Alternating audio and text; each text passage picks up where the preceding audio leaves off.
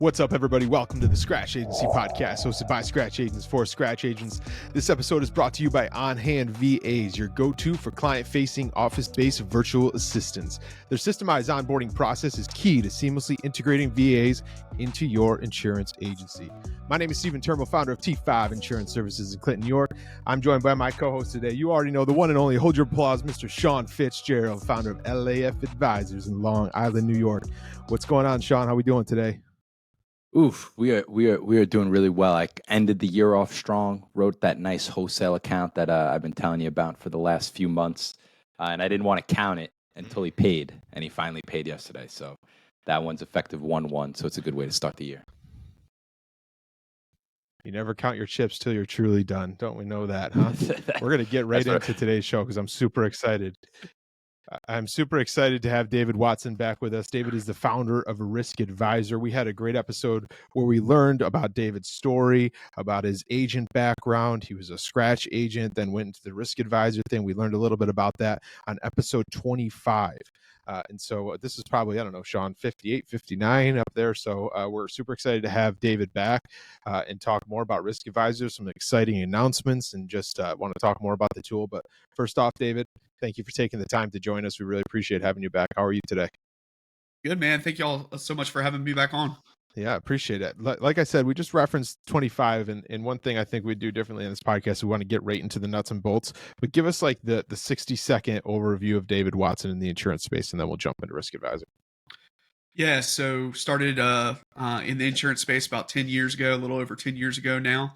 A month after I got married, my father-in-law told me that if I was going to marry his daughter, that I needed to get a full-time job, and working at Chick-fil-A wasn't good enough for him on that, which worked out pretty well, if I do say so. Spent some time in the captive world, State Farm, Allstate, Farm Bureau. Even spent some time at TD Bank doing life insurance and annuities. Started a scratch agency in 2016, and then joined a large agency where I'm at now, Mappus Insurance, in 2018, and then launched Risk Advisor in 2021. Hey, real quick, I just want to touch on this, and I know we talked. I don't think we talked deep into this about the process of going from the scratch agent to when you were acquired and going to the bigger agency. Can we talk about that for a second? Because I think there's so many. And I'll be transparent. I 2 weeks ago was approached by a bigger agency, first time. And it was like, I know what I want T5 to be, right? I have my point B. I got to figure out my steps to get there. But it was like, okay, I must be doing something right if I'm getting that look, right? And it was an immediate in my head.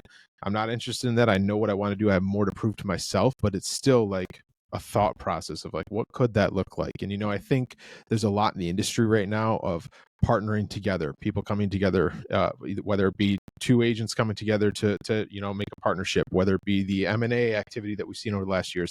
I'm just curious on your experience about that, if you'd like to share some. Yeah, so funny enough, I'll give the long short story.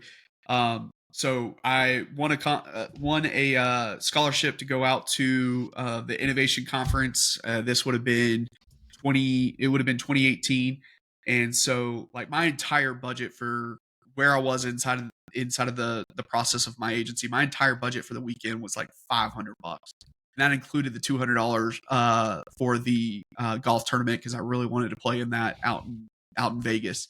And actually, that was Phoenix. But I was going to say $500 for a weekend in Vegas. I got to come with you. That sounds like a good time. But literally, so I had the scholarship. I switched from a king room to a double room. Had someone pay me for the other bed to split the cost there.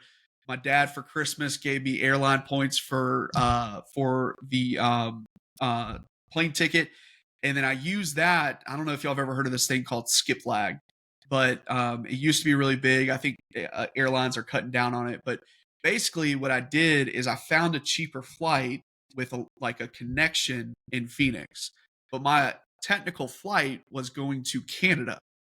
Well, I'm on the way to the airport. Drove up to Charlotte to get on the airplane. On the way, I get notice that my flight's been canceled, and so I'm like, all right, well, I guess I'm out the $200 for the golf tournament. Not going to make it out there in time. Get to the desk, and the girl is saying, good news. Yes, your flight's been canceled, but I've got another flight that's going to get you to your destination only 2 hours late. So it's not going to be that big of a deal. And then she's like, the only difference is instead of connecting through Phoenix, you're going to connect through LA. And I was like, no, I'm meeting a buddy in Phoenix. We're getting together. It works best if I go through Phoenix because, again, you're not really supposed to tell them what you're doing. Oh, so this was already after you had it set up that you weren't going to Canada. All right. Exactly. All right, I'm back with you.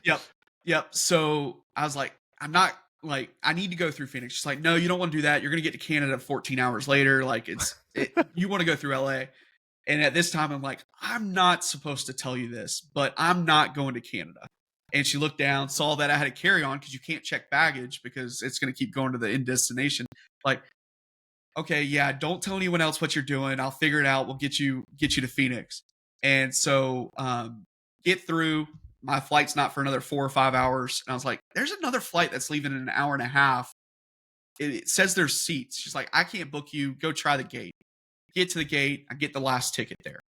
And so I get on the plane, or we're waiting for the plane, and end up meeting the owner of Mappus, Andrew Muller. And so we start talking.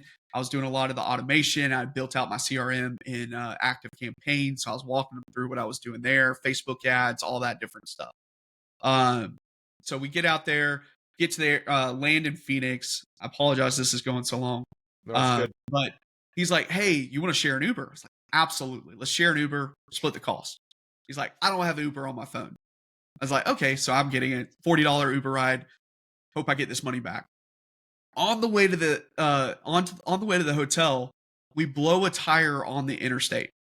So we're like pulled over on the side of the road, like trying to figure out what we're doing. I still have a small chance at making the golf tournament. And so another Uber comes, picks us up, takes us to the hotel. I'm walking to the golf course that's on site as they're pulling out and make it on there. Well, the last part of this before we get to the actual merger is we later that week that we're there, he's like, hey, do you want to go to dinner? I'll buy you a drink to make up for the Uber. I was like, yeah, let's do it. So we go out, a bunch of agents I don't know, great guys, and we go to a sushi restaurant. I get the drink, I get a cup of water, and one roll of sushi. $8 is my out the door price. Someone says, let's just make it easy and split it. So for $8 of food, my bill is now $78. Again, my total budget was minus the golf is $300. And the funny thing is, the guy who spoke up and said that is literally one of my best friends right now. Like, we talk every single day. He's an agency owner in Tennessee. I still give him grief about this. But Have you got your $70 back from him? On the golf course, yeah. But so to wrap this story up, after that January, Andrew's like, hey, can you help us with our automation? Can you help us with our Facebook marketing? So start doing that. And then he's like, dude, how about you just come do this with us? Like, we're both in South Carolina. Yes, we're 2 hours away, but let's bring your agency under Mappus. Like, we'll give you a salary, which I wasn't making any money. And literally the acquisition was, we'll give you a salary and we'll pay off your credit card debt. That was part of the agency. And so, like, not a huge, like, glamorous, like, acquisition, but you kind of talked about it a little bit earlier where it's like, because of what I was doing on the automation and marketing side, it made sense for both of us to do it together. And so we just kind of came together and grew it from there, and actually was part of another acquisition in 2021. So it's worked out well.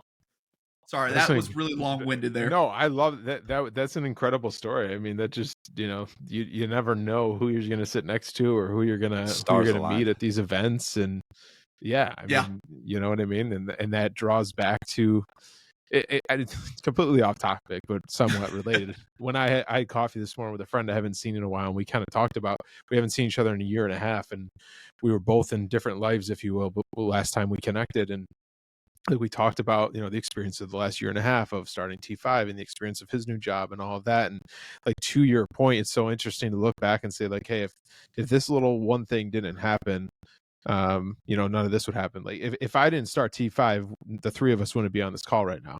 Like, that's just the truth. Sean and I wouldn't have developed the friendship that we did. It's You know what I crazy. mean?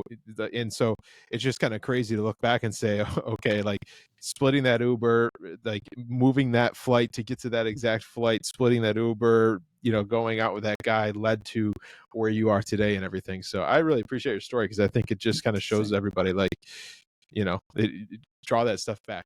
Anyways, let's get back onto what we want to talk about. Risk advisor. Again, we talked a lot in detail kind of about what is risk advisor, all of that. I want to have people go back to that episode again, episode 25, but give like the elevator speech of risk advisor, and then let's learn different from what we talked about last time of what's new, what's coming down the pipe, and what's been going on in the last, I think it was probably 9 or 10 months since we had you on the first time. Yeah, for sure. So our major goal with Risk Advisor is to help generate revenue generating conversations. So what I mean by that is, instead of it just being a situation where you get the bare minimum, if from the client, whether it be like name, email, phone number, date of birth, address, and I'll get you the cheapest quote. We provide a platform that helps agents, whether they've been doing insurance for 2 days or 20 years, have those revenue generating conversations. So whether it's upsells, cross sells, talking about their true risk, help calculate their estimated liability risk, so on and so on. It's going to help that revenue generating educational conversation on the front end. So that way you build rapport and have a better relationship before you ever put a quote in front of a prospect. And then on the back end, what we do is, because you've collected this comprehensive data, we make it easy to integrate virtual assistants into your process. If you have to work with wholesale brokers on the personal line side, we make that process easy. Your raters, your CRMs, because the last thing we need to do is spend time talk about the importance of revenue generation on the front end. We don't need to spend the time on the back end of the cheap tasks that are $10 per hour task for someone who is able to have that better conversation. So it's I get in trouble sometimes by defining it as a time saving tool, which I think it is, but that's not the identity that we're trying to build. We're trying to build the identity that it's a tool that's going to help generate additional revenue for your agency. Well, let me challenge you that on a little bit. As a user, as Let's a do it. proud user, I think it is a time-saving tool in the sense of the information is all right there in front of you in a very organized fashion, that Yep. everybody in the agency knows that this is where that information is. This is what it looks like. This is tagged as risk profile from this date in my management system, so that when Mrs. Smith calls, like she's been calling lately at T5 to say, hey, my rate went up 35, 40%. Can you shop me out? And I go back to that risk profile and all my information's right there.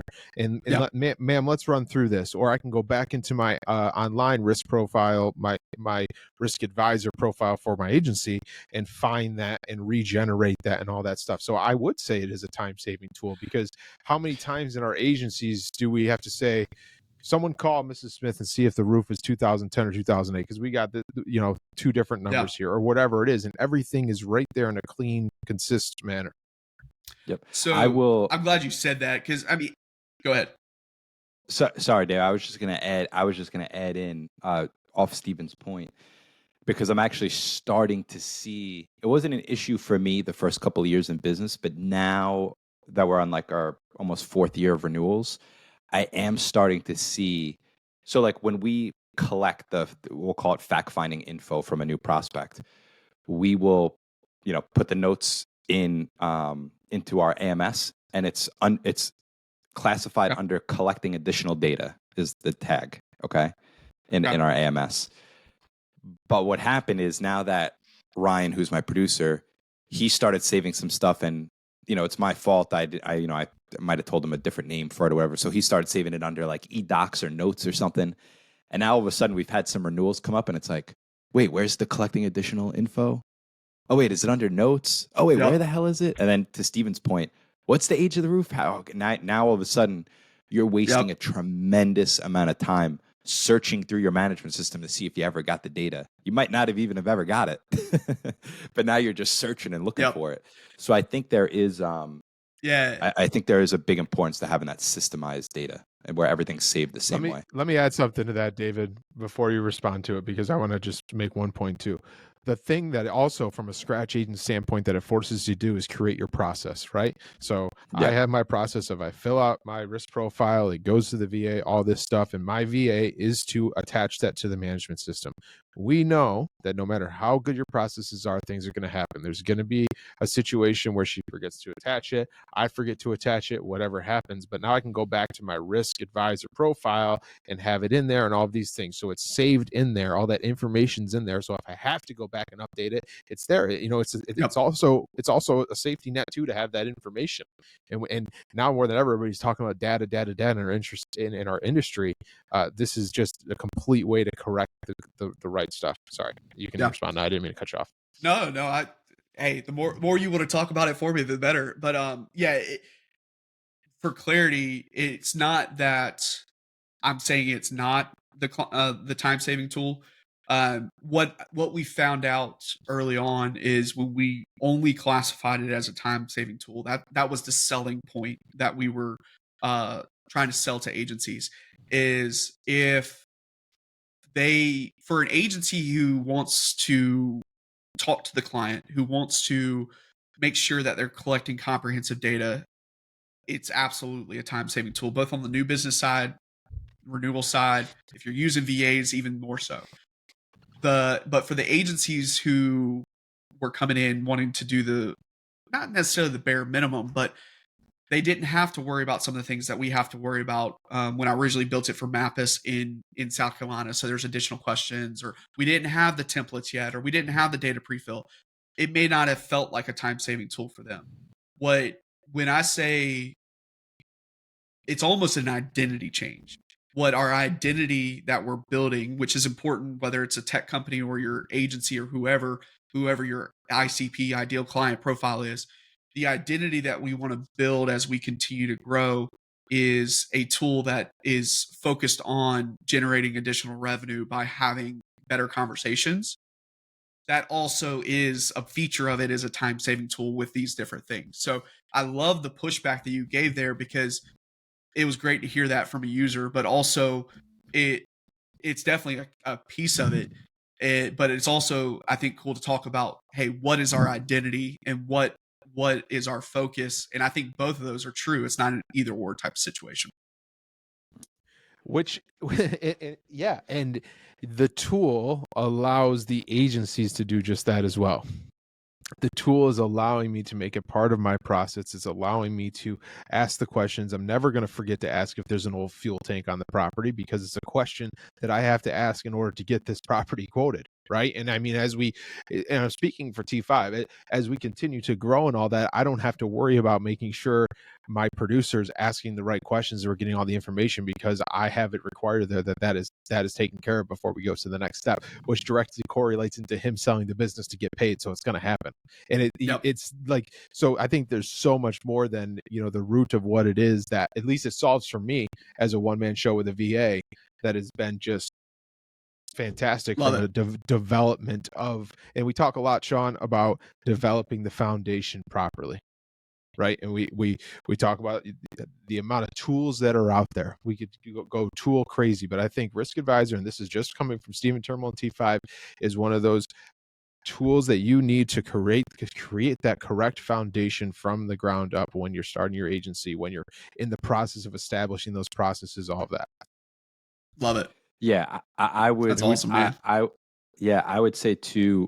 I mean, just from like the remarketing standpoint, just to touch one more time on that, I think that in this hard market, that's one of the things I definitely underestimated, is where that data is saved and how easy it is to send to somebody else in your office if you want them to remarket it.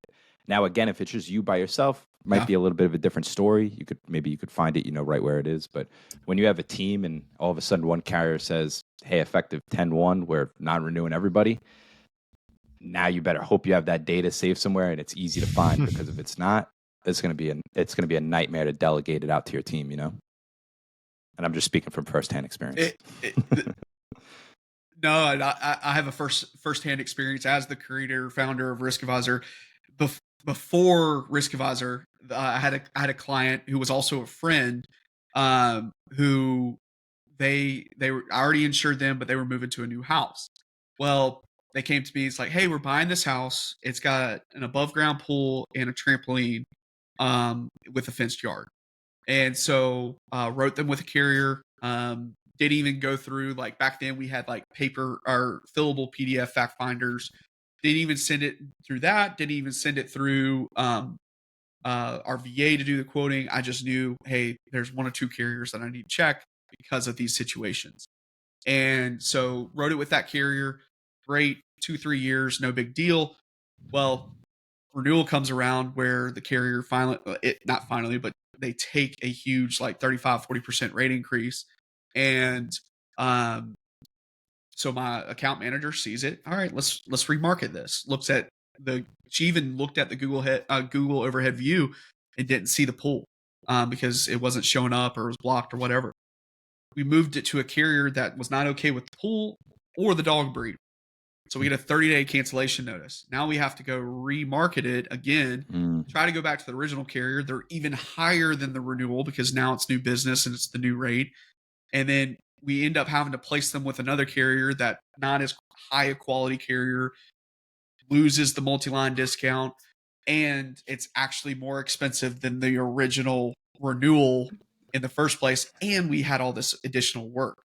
And so like it's so easy sometimes, especially when it's such a straightforward process that or straightforward situation, to skip your process that are in place for a reason. Yeah.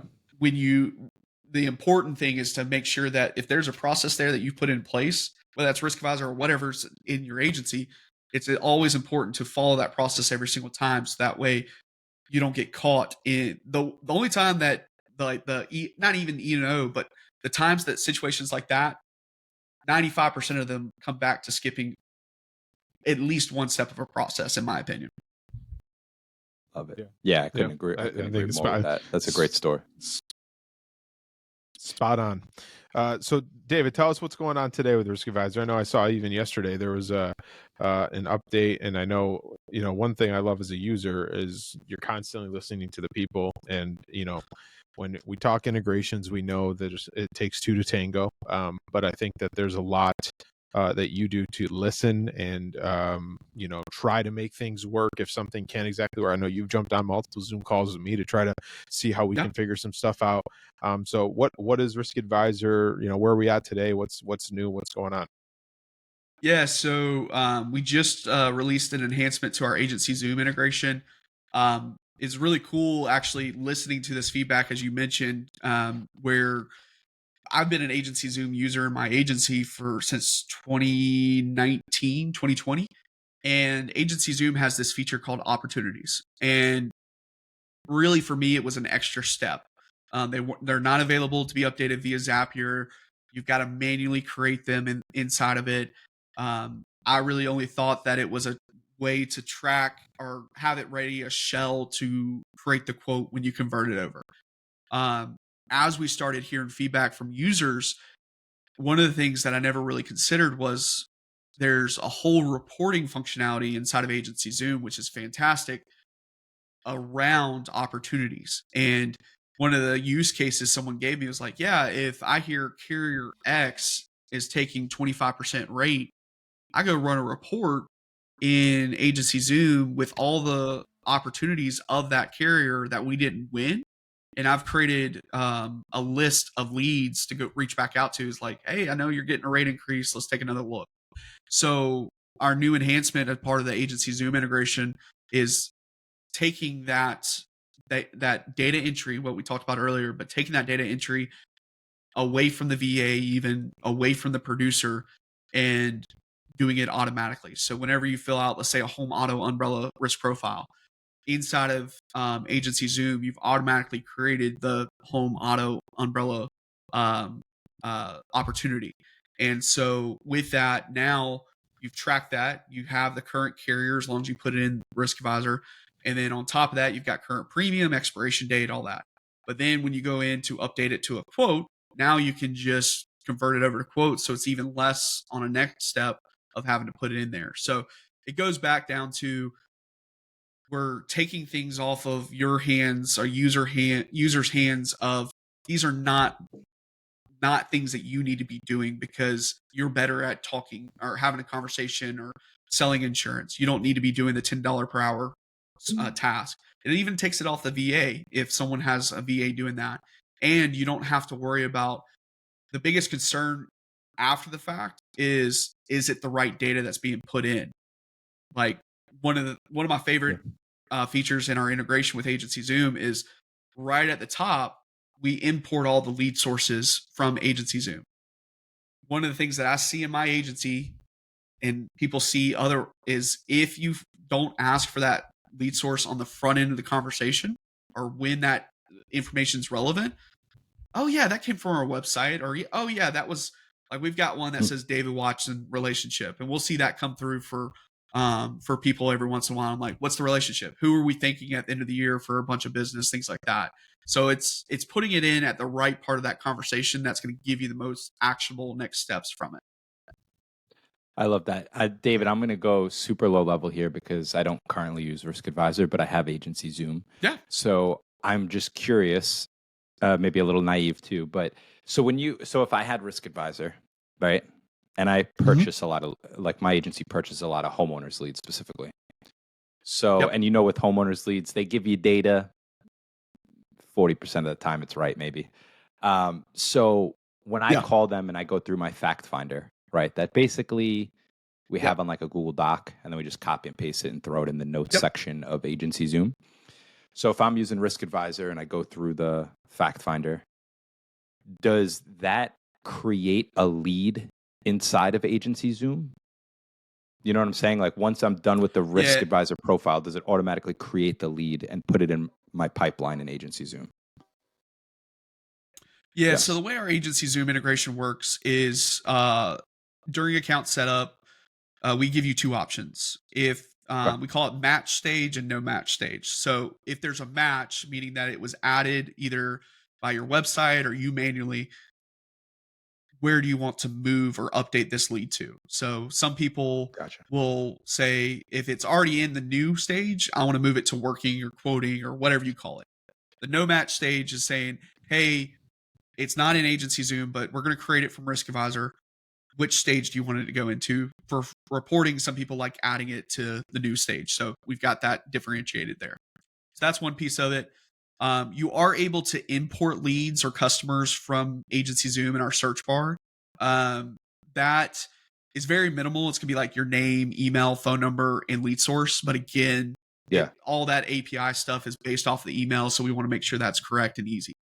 Okay. Any notes that you take in our system, we have a notes section. Those are added as a note activity inside of Agency Zoom and a PDF with the notes. Yeah. And then, so that first stage is creating or updating. And then any files that you upload to Risk Advisor are also added there. Very cool. Okay, so it actually saves the attachment and puts it into Agency Zoom too as like a. Okay, cool. Very cool. Yeah, I just wanted to clarify that because I was. Who are you? What were you gonna say? Who's your AMS? AMS 360 is Verta4. Yeah, so the integration is good with Agency Zoom. So yep. So we actually piggyback for QQ and AMS 360. So we're on QQ right now.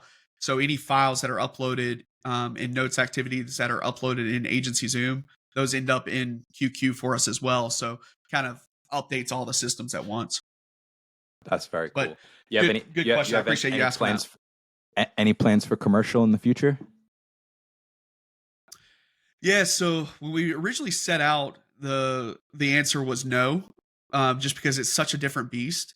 But I think the approach that we take around a conversation is something that commercial is probably our number one requested feature. I don't even think you consider that a feature. That's a different product.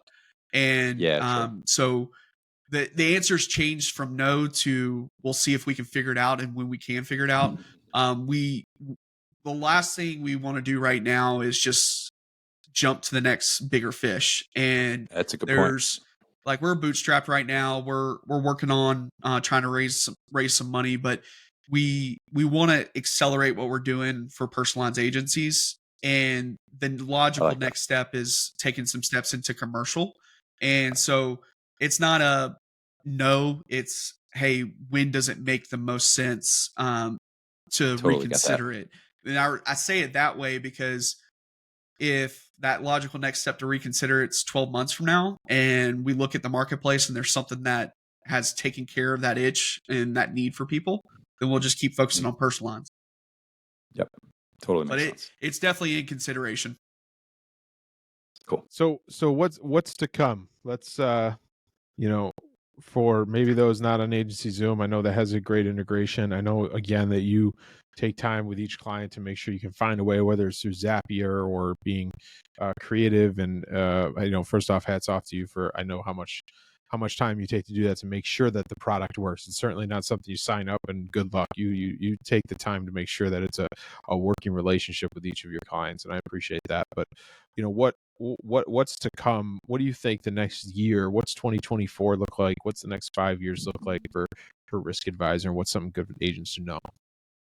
Yeah, so on the grand scheme of things, whenever we're considering anything, we do have a public roadmap. We have a public feature request, and it's very visible. You can see how many people have voted on things. You can see how long things have been on there. Like the created opportunity that we just released has been on there for 7 months. Like, I don't love the fact that it took us that long to be able to dedicate the resources to it, but I believe in the transparency of it. And it's funny is that we didn't build that. It's a service I pay for, but I do show it to people on demos, and the people appreciate that we're listening to that. But everything, when we talked earlier about our identity is going to continue to be based around helping conversations and guiding conversations.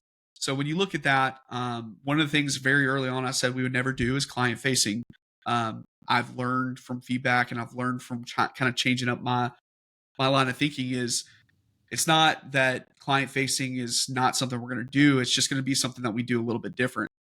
So when we talk about a conversation, a logical next step to a conversation is allowing that conversation to be digital when it needs to be digital. So client facing is on the horizon. We've got some other things that will be really exciting when we announce those. We're not quite there on those announcements yet, but so client facing is something we can talk about. I'm really excited about a feature we've got coming sometime next year called Underwriting AI. Our first kind of step into AI, where you look at the normal process is, okay, taking the information, send it to as many carriers as you have because you're independent. Why not send it to as many carriers as you have? Well, what we want to do is you're answering so many underwriting questions, whether it's through property or auto data prefill or just the conversation. We want to take the next step and say, red light, yellow light, green light. Red light, these carriers are eligible because of this reason. Yellow light, these carriers are, there's a concern because of this reason. Green light, you have 3 carriers to go after, go knock those out really quick, and those are going to be your best bet. And with Love that, like an agency owner is going to be able to rank carriers by whether it's commission or by profit bonus or growth bonus, whatever it is. So that way you're what's best for the client, but it's also going to align what's best for the agency. So that's something we're excited about. But a big thing, it's no specific feature, but a big thing that we're focused on is condensing logins for agencies. So things that are kind of in peripheral with Risk Advisor, things that you're paying for elsewhere that makes sense to be integrated. You're already doing it with Zapier. Not like huge things like a CRM or AMS. We're not going to do that, but like some of those smaller items. But then also flexibility. Like one of the things that I've learned a lot over the last year and a half is when I originally built this, even when I built the custom version of it, it was based off of Mappus. Well, that's coastal South Carolina. What's needed for coastal South Carolina is different than what's needed for New York or what's needed for West Virginia or whoever. So one of the big things we're focusing on is giving flexibility where it's needed to make it personal for that agency. So that way it's better adoption for the staff and things like that. That's great. That's all. You know what I love is just that you listen and implement. I mean, you can get in touch with David through Facebook or whatever it is, and he's going to have an answer, or at least make sure that he saw it and he's working on it or whatever within minutes. And I so much admire that, because I think that it's something that you don't generally see a lot out there. So I just really wanted to say that I appreciate that, David. Man. Yeah, no, it's refreshing. Sean, do you have anything before we look to wrap it up here? No, that's good. That's it, man. David, thank you for all the thank you for all the info. It was super helpful. I got to you and I got to talk more about the agency Zoom integration, because my staff and I, we have like this one thing on our mind, but we'll talk about it off air. Well, here's what I want to end with and make very clear. I am a big fan of Risk Advisor. I'm a big fan of David Watson, and I'll tell you why again. And David's not sliding me hundreds unless he wants to for saying this. But listen, when we talk about the tools, the reason we do this podcast is to provide value to scratch agents, people that don't know what they don't know when they're coming into the industry, becoming an owner. You can probably get away with the first year, the first whatever of collecting on your PDF and all of that. But you talked about what we talked about with the time. You talk about setting that foundation. When you come back to missing that PDF, when you come back to one thing, I truly believe, and this is the opinion of Stephen Turnbull and T5 Insurance, that this is a tool that you need to build that strong foundation. And David's doing it right, and they're listening. And I just highly recommend that you reach out to them to see if it's something that fits within your ecosystem, within your process. And because it very well may not be. And I'm sure David's the type of guy to tell you, hey, we're just not a fit right now. Maybe you got to make these changes and we are a fit. I can be confident in saying that that's the way that he operates. But I'm really passionate about it, because as a one-man show that was bringing on a VA, right when I was bringing on the VA is the time that I went with Risk Advisor. And that was the time, the timing was perfect in the sense of I knew I had to develop these processes. I knew I had to get this right, so that now in the next 6 months, I'm looking to have an account manager on. There's no process. There's no question of what the new quoting process looks like, because that's already done. Right. And this is how we do it. I'm confident in the tools that we have to achieve that goal. So do me a favor, call him and have a conversation, because I promise you, it's not going to be any big sales pitch. It's not going to be any crazy thing. It's a conversation to see if it's a good fit. David, how can they get in touch with you? Where they can connect? I'd say Facebook is a great place, because you give all those updates. I mean, I feel like every week I'm seeing a Risk Advisor post that says, we got a new update. We've answered your questions. We're here to help. But what can they do to get in touch with you? Yeah, I am pretty open on LinkedIn, Facebook, and Twitter. If you want the most updates, LinkedIn, Facebook, I kind of tone it down a little bit, just because there's the mix of the agents and personal stuff.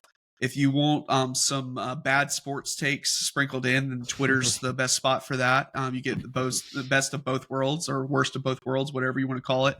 But then if you want to reach out directly, David at riskadvisor.insure is the quickest and straight line to get in touch with me. Well, David, thanks again for being on the podcast, and thanks for what you're doing for the industry, because we need people like you that are truly solving the problems and looking to help us out to be able to grow our businesses and all that good stuff. So we appreciate you taking the time to jump back on with us today. Absolutely. Thanks for reaching out and having me back on. Absolutely. Everybody, that's another episode of the Scratch Agency Podcast. Thanks for joining us. Do us a favor, like the show, share the show, and subscribe. Most importantly, remember to dig down deep, believe in yourself, in your own future. We'll see you next week. Take care.